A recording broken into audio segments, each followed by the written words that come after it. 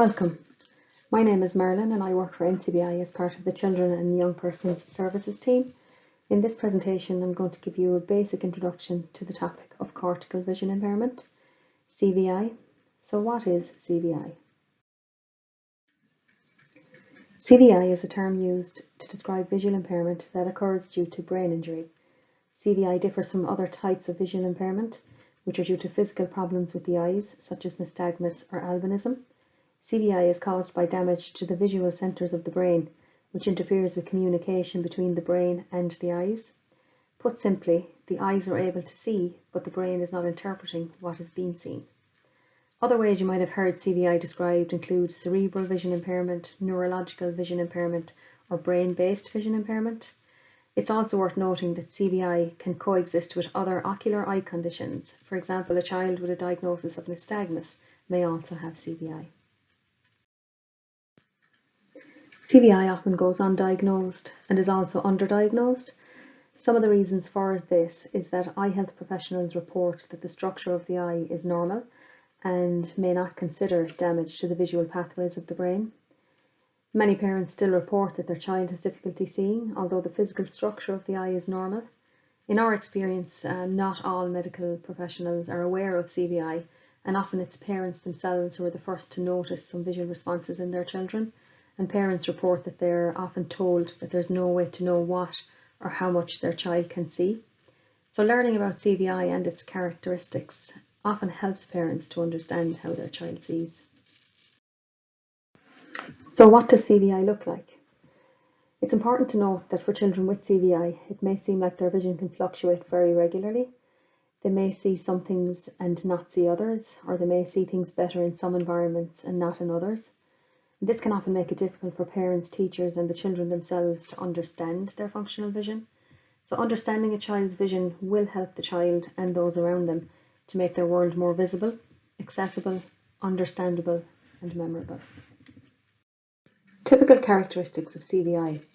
These include colour preference, need for movement, visual latency, visual field preferences, difficulties with visual complexity, need for light, difficulty with distance viewing, atypical visual reflexes, difficulty with visual novelty, and absence of visually guided reach. I'm going to briefly describe each of these characteristics in the following slides. They will be discussed in more detail in future presentations, and we'll also be providing practical suggestions regarding interventions and strategies for children with CVI. It's important to note that children may not present with all of these characteristics, and in different environments, as we said earlier, some of the characteristics would be more prevalent. And there's lots of different factors to consider. But for this presentation, we're just going to briefly discuss the main characteristics of CVI. Colour preference. Preference for colour is one of the characteristics of CVI, and children with CVI may prefer or favour a particular colour. They may appear to only look at simple one-coloured or maybe block-coloured items. Red and yellow are often cited as favourite colours for children with developing vision.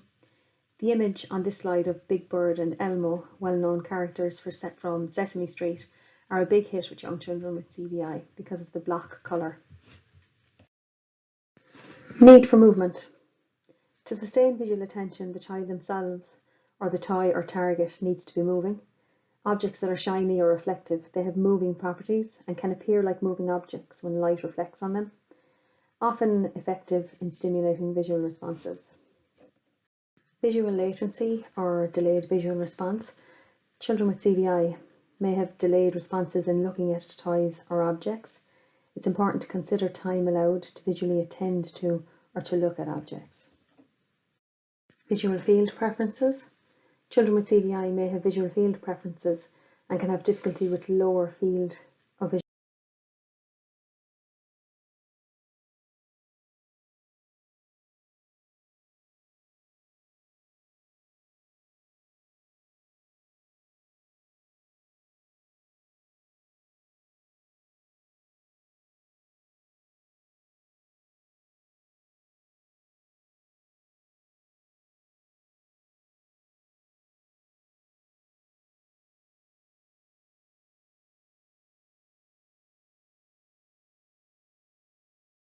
Difficulties with visual complexity is another characteristic of CVI.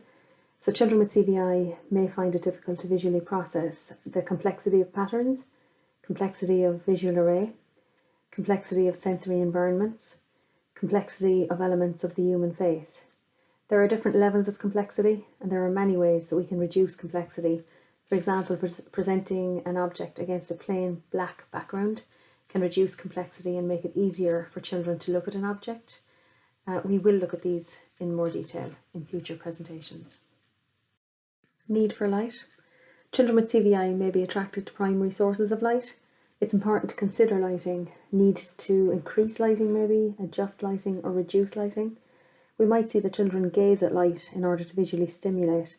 Conversely, light gazing can be a way to avoid visual stimulation. Again, we will look at these in more detail at later. Difficulty with distance viewing. Children with CVI cannot isolate targets beyond a certain distance. They have difficulty discriminating objects in the distance due to visual complexity. Like the picture on this slide of a complex multicoloured Lego structure in a record store. It's a good example of a complex image. A child with CVI would find it difficult to isolate the Lego characters here, for example. Atypical visual reflexes. Children with CVI display little or no reaction to visual threat or touch between the eyes. We have two innate reflexes called the visual blink reflex and the visual threat response. Their purpose is to protect the eyes when under threat. In children with CVI, one or both of these reflexes may be absent or delayed. Difficulty with novelty. Children with CVI may display increased visual attention to targets that are familiar and may display a lack of visual curiosity. Children can learn to identify novel objects. In the beginning, this may be slow.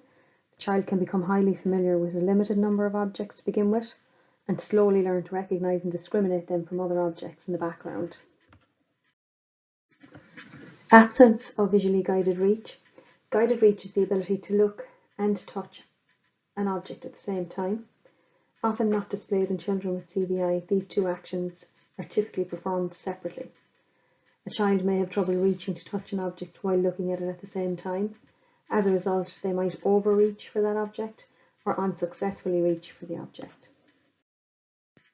Now that we've gone through the characteristics of CVI, you hopefully know a little bit more about the characteristics, and you might even recognise some of those characteristics in your child.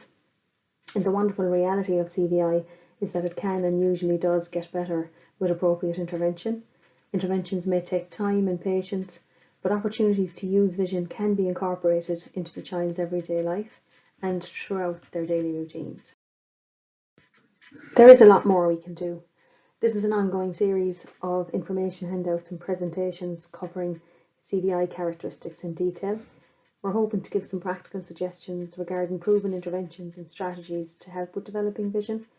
We can also give a parent questionnaire that can help parents to explore their child's vision further and discover preferences in relation to their vision. Parents of children with CVI know their child best.